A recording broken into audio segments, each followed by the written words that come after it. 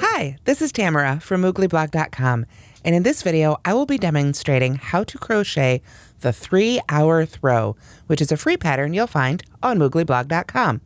Please go to the link in the description. There you will find both right and left-handed video tutorials, which are going to be really important because today we're going to be crocheting with just our hands. Well, of course we also need yarn, so we're using Bernat Blanket Extra. To make a throw, and the size I made here is 45 inches by 54 inches, you will need 4 balls of this yarn. You can purchase this yarn again at the link in the description or at your local Joann's. Now, if I set these aside a little bit here, hopefully you can get a decent look at the blanket. It's a little big to try and fit all on screen, so we'll put up a couple pictures here so you can see it sort of as a whole. But if we zoom in a little closer right here, you can see the texture of it. This is the right side of this blanket. I actually did give it a right side and a wrong side. So if I flip it over here, you can see the wrong side. Still looks really good. It just doesn't have as much texture. What I've done on the right side is created these lines going across for a little added interest.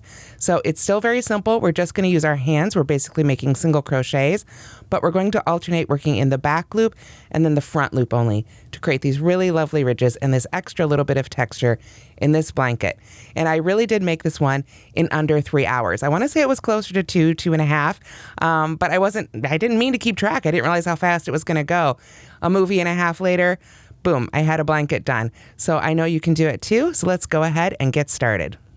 Now, one of the reasons that you can make this throw in just 3 hours is that we're using not just jumbo yarn, but 2 strands of jumbo yarn held together.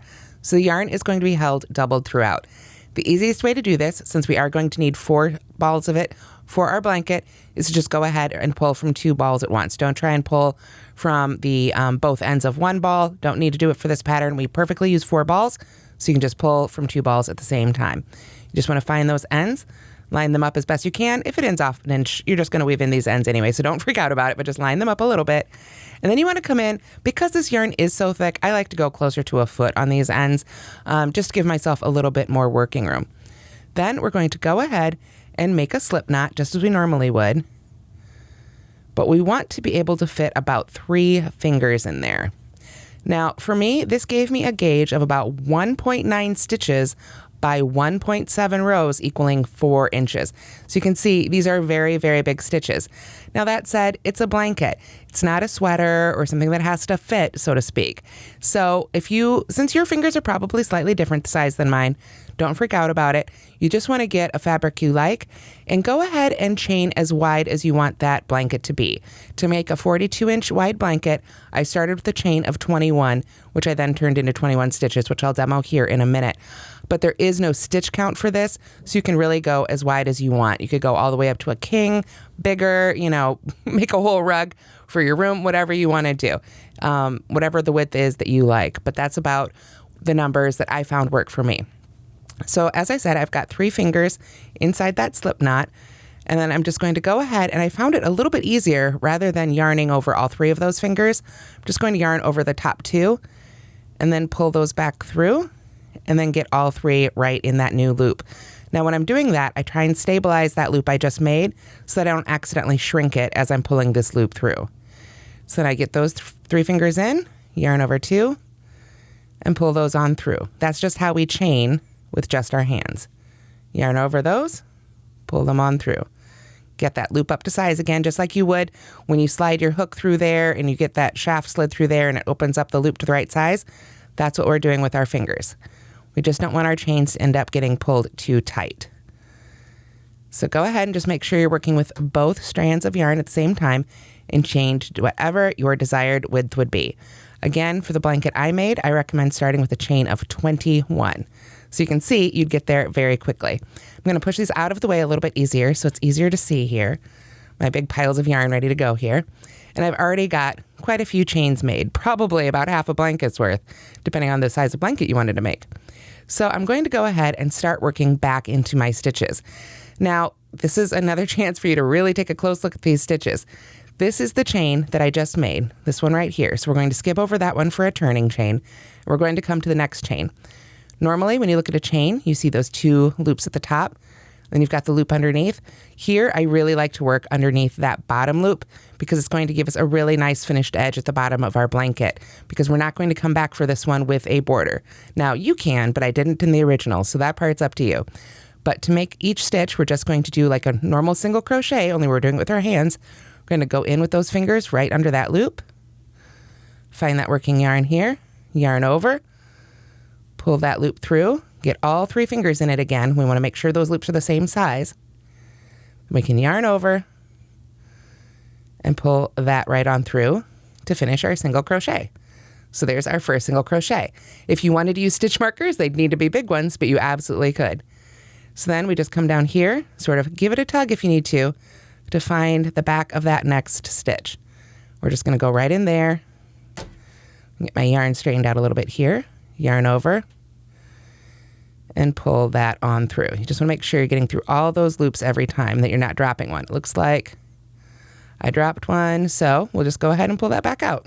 There we go. I either dropped one or took one too many with me. So just take your time with it. There we are. After you get this first row established, I find the rest of the blanket really goes very speedily. It's just this first row that you kind of have to take your time because you're working into that chain, just like when you're crocheting with the hook. So we find that next one, pull up our loop, get those loops the same size, yarn over, and pull that on through. And you're just going to continue all the way across then for row 1. Row 1 is just simply a row of single crochets. So once you've got your first row made, I'll see you back here and we'll start row 2. So if you started with a chain of 21, at the end of row 1, you should have 20 stitches. So basically 1 less than however many you chained. Now at this point, if that starting chain feels a little tight or a little narrow compared to your stitches, try giving it a good tug. I found that really, it seemed tight until I sort of gave it a tug to straighten out the stitches, almost like a dry blocking, if you will, and it really straightened it out and everything was really nice and even. So with that, we're ready to begin row 2. So I'm going to go ahead and get my fingers in there again and yarn over and chain 1, and then turn to work back the other direction, and then all your row 2 repeats are going to be exactly the same. We're going to start with a single crochet in the first stitch. So we want to make sure now to go under both those top 2 loops, pull up that loop, pull it up nice and high again, oops, yarn over and pull through for a regular single crochet. I need to pull up a little bit more yarn from one of my skeins here. There we go. Get those all straightened out for our next stitches. And then what we're going to do is for row 2, we're just going to single crochet in the back loop only until 1 more stitch remains. So until we get to that last stitch, that very last stitch, we're going to single crochet under both loops again, just like we did in the first one, just to give us some really nice solid edges. We'll keep that texture towards the center of the blanket. So to go under the back loop only, if you're not familiar with front loop and back loop, I do have a separate tutorial for it, which might be a little easier given the nature of this project since we've got 2 strands here. But essentially, the front loop is always the one closest to you, and the back loop is always the one furthest away. And we're talking right now about the 2 loops that make that V at the top of a stitch. So to go under the back loop only, I'm going to put my hand right in the middle of that stitch and just go under the back loop. In this case, it's 2 strands, but if we were using just 1 strand of yarn, of course, it would be just 1. So I'll go ahead and yarn over and pull up that loop and make my single crochet. So then I will just continue to back loop only, single crochet across until I get to that very last stitch of row 2, and then I will just single crochet under both loops. So you can see now that we've got our stitches made and established, it goes very, very quickly once you get used to it. So just continue to single crochet across. Now, obviously, on a blanket, you're going to have many more stitches than I've got right here, but I've reached the end of my little swatch. I've got that 1 stitch left, and if it's getting a little confusing, just give it a little tug, sort of zhuzh the loops around, find the top of that stitch there. You can go in and pull up that loop and finish off row 2. And that is the end of row 2. Now we're ready to begin row 3. So let's go ahead and begin row 3. For row 3, again, we're going to start with chain 1. So I do always, and I just want to point out, I didn't specifically point it out before, I'm still yarning over my fingers the same way I would if there was a hook, the same direction. We want to make this as close to crocheting with the hook as we can in terms of look and stitch formation. So if you need to pull out a hook sometimes and actually compare how you're moving your hand to how you move your hook, that can be a really helpful tool if you find hand crocheting a little more confusing. So to begin row 3, again, we're going to start with a single crochet under both loops. And that's, of course, how we will finish out the row then too. However, for the rest of the stitches, now instead of going under that back loop only, we're going to go under the front loop only. So since we're working with double-stranded, we want to grab those 2 strands right in front and just put your hand those fingers rather, just right under there, pull those loops up and finish the single crochet. So now we can zoom right across, just grabbing that front loop until we get to that very last stitch. So I should be almost there. And again, these are just single crochets, nothing complicated, but it just creates really great texture. Here we are at that last stitch. I'm going to make sure to go under both of those loops and keep an even tension on your 2 strands. That is one thing to note.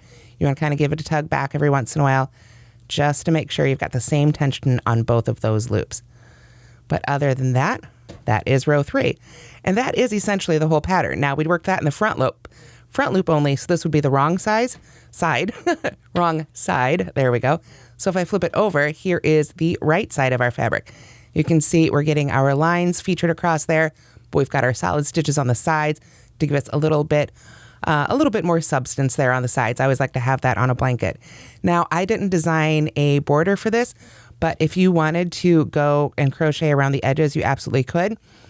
Exact same technique, chain 1, go in along the side, wherever you like to put your stitches, and you can just work a border right along the edge there, however you like.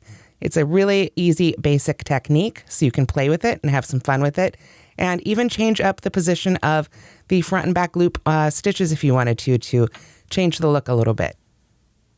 Okay, so all you need to do from here is repeat rows 2 and 3 until you've got 23 rows made, or whatever length you want your 3-hour throw to be.